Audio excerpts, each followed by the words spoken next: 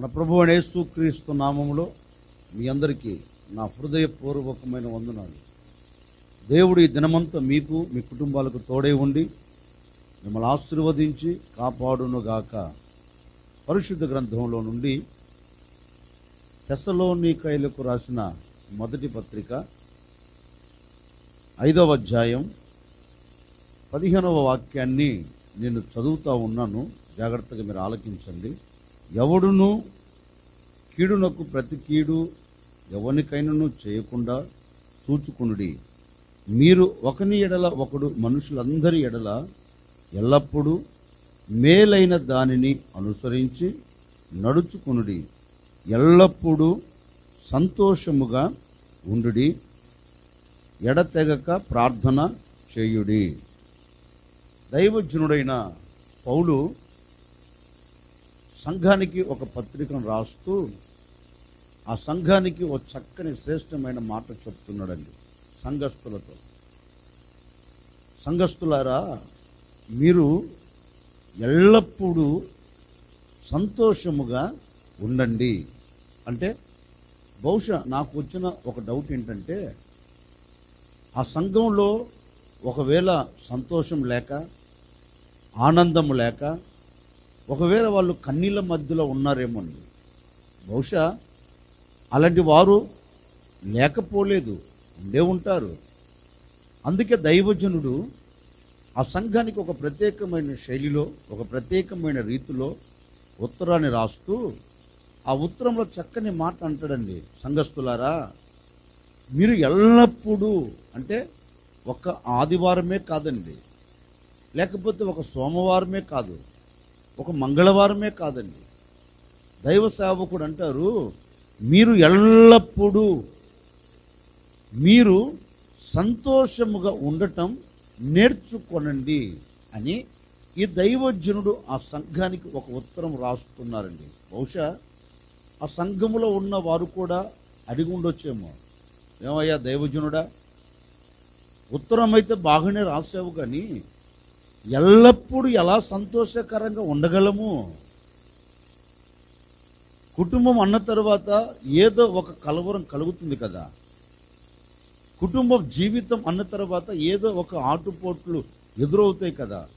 మరి ఆటుపోట్లు అవంతరాలు కలిగినప్పుడు మేము ఎలా సంతోషకరంగా ఉండగలం? నిజమే కదండి. మనిషి మనుగడ, కుటుంబపు జీవితం అనేది ఒక సముద్రము లాంటిది. సముద్రంలో కూడా చూడండి, సముద్రం ఎప్పుడు నిమ్మలంగా ఉండదు. సముద్రం అనేది అలలతో నింపబడింది. సముద్రంలో గాలులు వీచుతాయి, అలలు వస్తాయి, గాలులు వీచుతాయి. అట్లాగే కుటుంబ జీవితంలో కూడా సముద్రము లాంటిది. ఈ కుటుంబపు జీవితంలో అలలు లాంటి శ్రమలు రావచ్చు, గాలి లాంటి పరిస్థితుల ప్రభావాలు విభిన్నంగా మార్చబడి ఒకవేళ సముద్రంలో ఉన్న నావును కొట్టినట్లుగా కుటుంబాన్ని కూడా కొట్టవచ్చు, వ్యక్తిగత జీవితమును కూడా కొట్టవచ్చండి. మరి ఇవన్నీ ఆటుపోట్లు ఎదురైనప్పుడు ఎలా సంతోషకరంగా ఉండగలమండి? నిజమే కదండి, ఉండలేం. కానీ దైవ సేవకుడు అంటారు, కాదు, ఎన్ని ఆటుపోట్లు నీ కనుల ఎదుట నిలబడినా, ఎన్ని అవంతరాలు నీ ముంగిట నిలబడి నేను భయపెడుతున్నా, నీ బ్రతుకులో ఉండవలసింది ఏంటంటే ఈ ఆటుపోట్లను జయించగలిగిన శక్తి నీవు పొందుకొని ఎల్లప్పుడూ నీవు సంతోషకరముగా ఉండటం నేర్చుకోనండి. మీరు ఎల్లప్పుడూ సంతోషకరంగా బ్రతకాలి. అందుకే ఇర్మీయా గ్రంథంలో కూడా ఒక శ్రేష్టమైన మాట రాయబడిందండి. ఏమన్నా తెలుసా?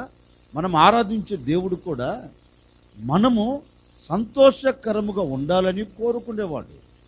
అందుకే ఇర్మీయా గ్రంథకర్త అంటాడు తన గ్రంథంలో, సాక్షాత్తుగా దేవుడే చెప్తున్నారు, వారి విచారమును కొట్టివేసి నేను వారికి ఆనందమును కలగచేస్తాను.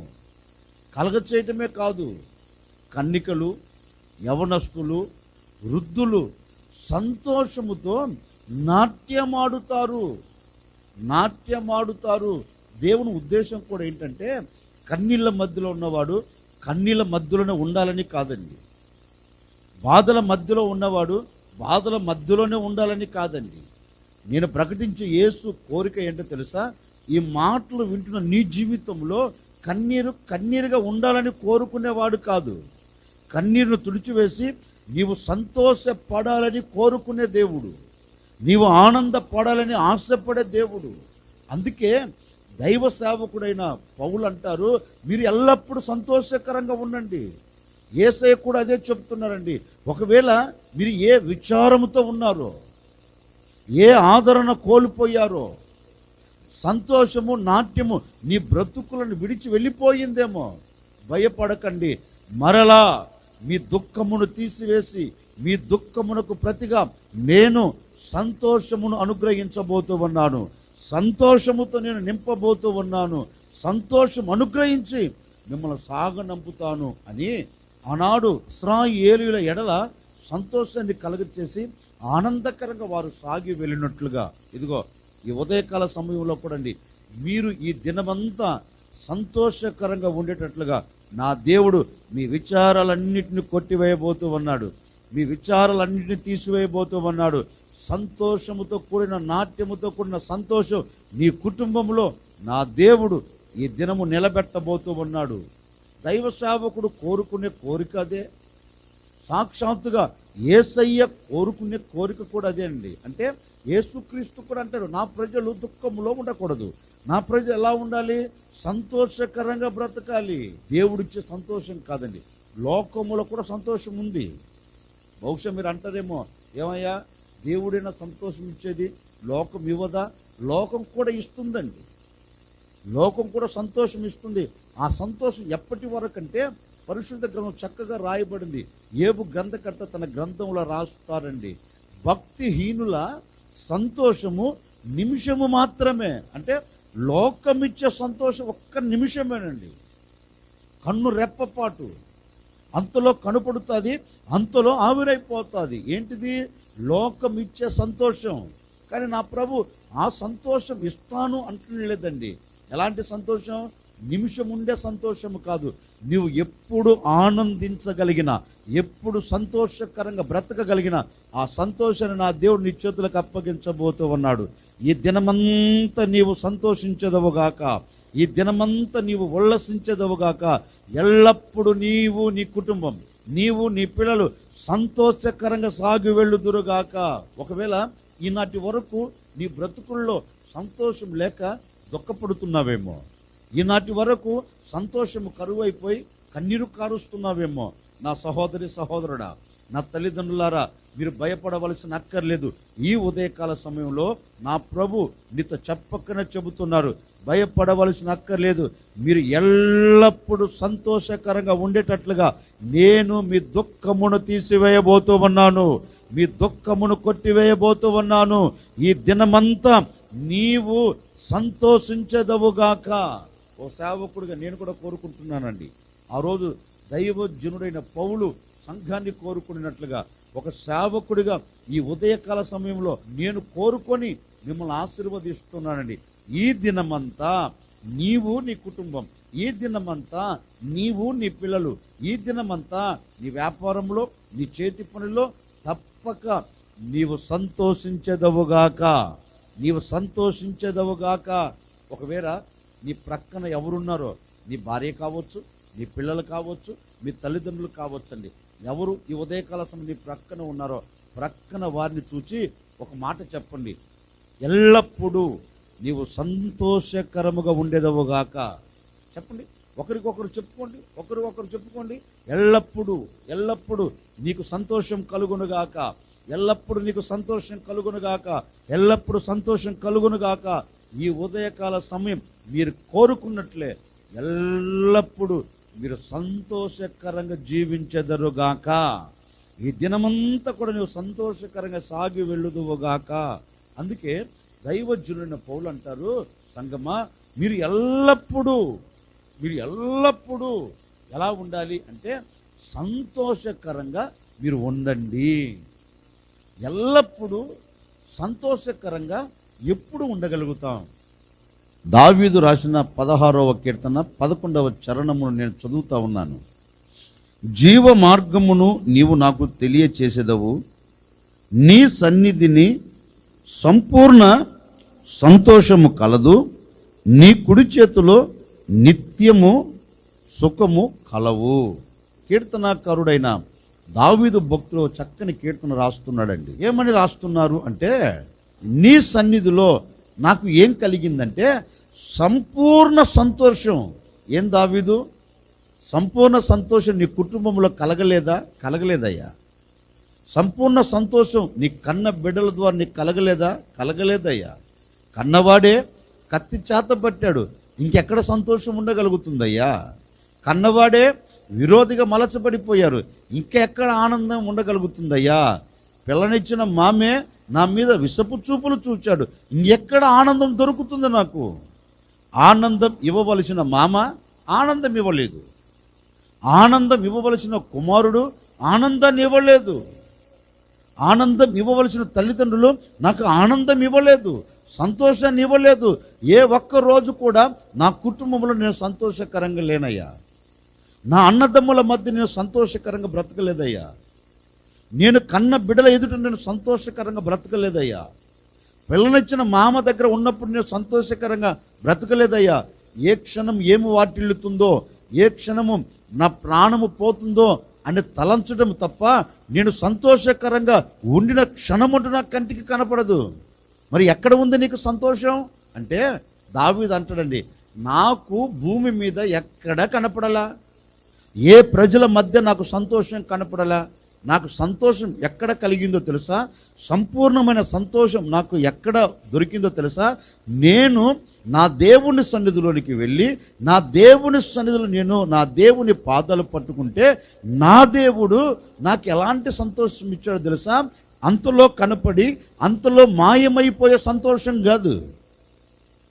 క్షణం కనపడి మరొక క్షణం మాయమైపోయే సంతోషం కాదు. నాకు ఎలాంటి సంతోషం నా దేవుని సన్నిధిలో దొరికిందంటే సంపూర్ణ సంతోషం. నేను బ్రతుకు దినములన్నిట నాకు దొరకగలిగిన సంతోషం నా దేవుని సన్నిధిలో ఉంది. నేను నా దేవుని సన్నిధిలోనికి వస్తే నా దుఃఖము నాకు జ్ఞాపకం రాదు. నేను నా దేవుని సన్నిధిలోనికి వస్తే నా దుఃఖము నా కంటికి కనపడదు. మరి ఏం కనపడుతుంది? నా హృదయం ఉల్లసిస్తుంది, నా హృదయం పరవశిస్తుంది, నా హృదయం గంతులు వేయగలుగుతుంది. ఎందుకని? నేను నా దేవుని సన్నిధిలోనికి వచ్చాను గనక నా దేవుని సన్నిధిలో ఎలాంటి సంతోషం? ఎల్లప్పుడూ. అందుకే దైవ సేవకుడు అంటాడు, ఎల్లప్పుడూ సంతోషముగా ఉండండి, ఎల్లప్పుడూ సంతోషముగా ఉండండి అంటాడు దైవజనుడు. అలాంటి సంతోషం ఎక్కడ దొరుకుతుందంటే దేవుని సన్నిధిలో. దావీదు అదే అంటాడండి, నాకు ఎక్కడ సంతోషం దొరకల, నా దేవుని సన్నిధిలోనికి నేను వచ్చాను కనుక నా దేవుని సన్నిధిలో నా హృదయమునకు కావాల్సిన సంపూర్ణ సంతోషం, నేను ఎల్లప్పుడూ ఆనందించగలిగిన సంతోషం, నేను ఎల్లప్పుడూ పరవశించగలిగిన ఆ సంపూర్ణ సంతోషం నా దేవుని సన్నిధిలో ఉన్నది కనుక నేను నా దేవుని సన్నిధిలోనికి వెళ్ళి ఆ సంపూర్ణ సంతోషమును నేను అనుభవిస్తున్నాను అంటాడండి. నిజమేనండి. ఈ రోజున చాలా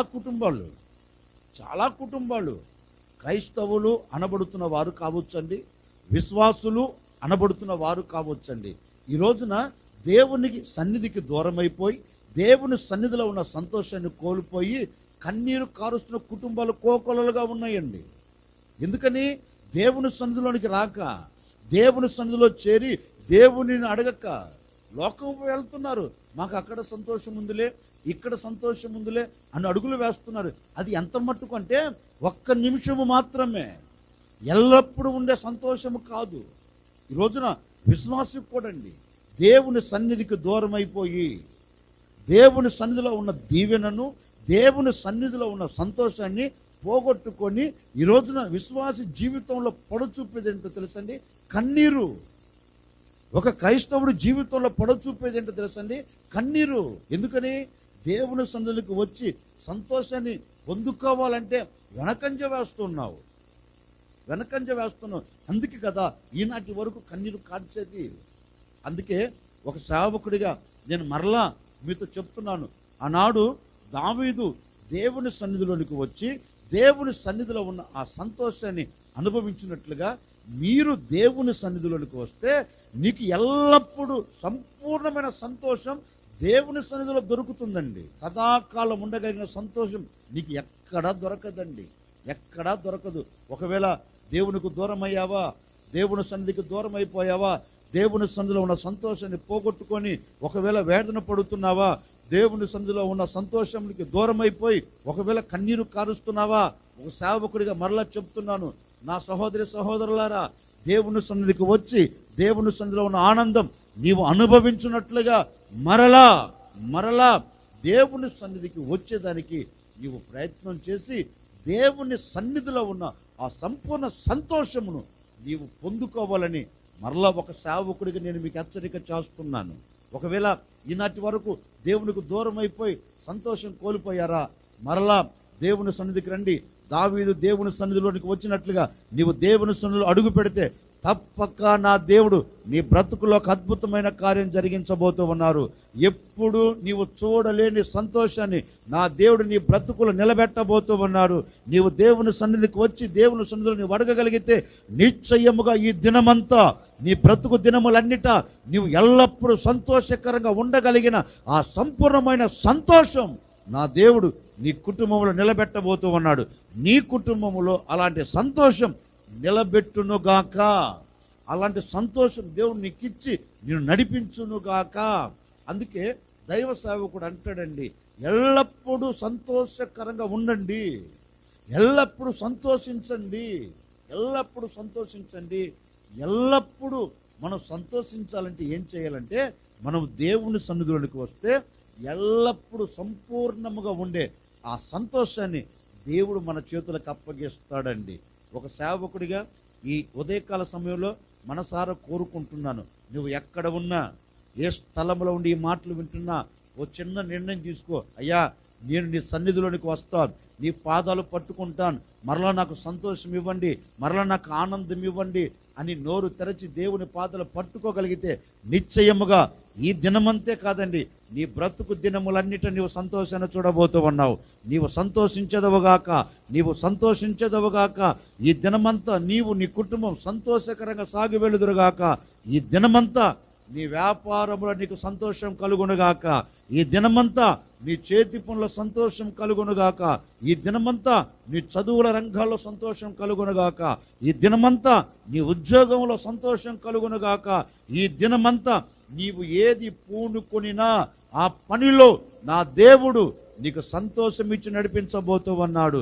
నీవు సంతోషకరంగా ఎల్లప్పుడూ బ్రతుకుదువుగాక. నిండు మనసుతో ఒక సేవకుడికి నేను మిమ్మల్ని ఆశీర్వదిస్తున్నానండి. ఇదిగో ఈ ఉదయకాల సమయం నుండి నీ బ్రతుకు దినములన్నిట నీవు సంతోషము చూచెదవుగాక, సంతోషించెదవుగాక, సంతోషించెదవుగాక. యేసు నామములో నీ కుటుంబం సంతోషించునుగాక, యేసు నామములో నీ పిల్లలు సంతోషించెదరుగాక, యేసు నామములో నీకు కలిగిన సమస్తం దేవుని సన్నిధిలో ఉన్న సంపూర్ణమైన సంతోషం పొందుకొని మీరు ఆనందకరంగా సాగి వెళ్ళుదురుగాక. తలలు వంచండి, ఒక చిన్న ప్రార్థన. ఆశ్చర్యకరుడా, మీకు స్తోత్రాలు చెల్లిస్తూ ఉన్నాం. మీరెంతైనా సర్వశక్తి కలిగిన దేవుడవు, నిజమే. మేము ఎల్లప్పుడూ సంతోషకరంగా ఉండాలి అని కోరుకునే దేవుడవు. నీ సన్నిధిలో సంపూర్ణ సంతోషం కలదని మీ లేఖనాలు సెలవిచ్చినట్లుగా నాయన, ఈ బిడ్డలు ఈ ఒక్కరోజే కదయ్యా, సదాకాలం నీ సంపూర్ణమైన సంతోషం బిడ్డలు అనుభవించుదురుగాక. ఈ దినమంతా బిడ్డలు సంతోషం చూచుదురుగాక.